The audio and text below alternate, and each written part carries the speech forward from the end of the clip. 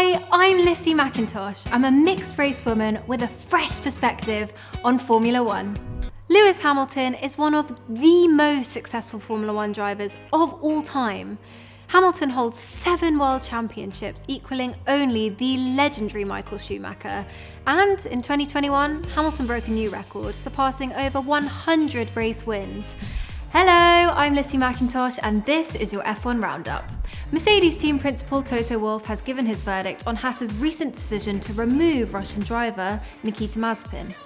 Mazepin was cut by the US team amid Russia's invasion of Ukraine. What point do you think, or for you, was it, okay, I've left karting now, I know I want to be in Formula One, and at what stage do you really go, okay, my dream is to become world champion? I absolutely adore Formula One. It's electric, it's exciting, and I will happily give up 23 weekends of my year to see those cars battling it out on track. I think what stands out for me from Lewis Hamilton's career, first of all, is his move to McLaren in 2017. Now, what Lewis Hamilton brought into the sport was absolutely needed, and to date, Lewis Hamilton is the only ever black driver to have driven on the Formula One grid. The diversity he brings into the sport and the compassion he brings in as a driver was really fostered in 2007. Enter the world of Formula One, your go-to source for the latest GP results, F1 news, in-depth analysis, and expert commentary.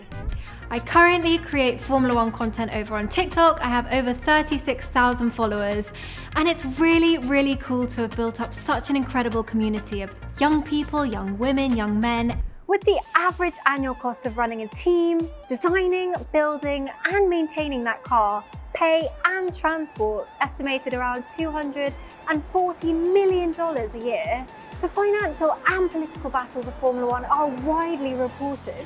Sport is said to be one of the least diverse, progressive, and sustainable industries out there. Much is being done to bring about change and awareness, but I want to find out what the real picture is in 2022.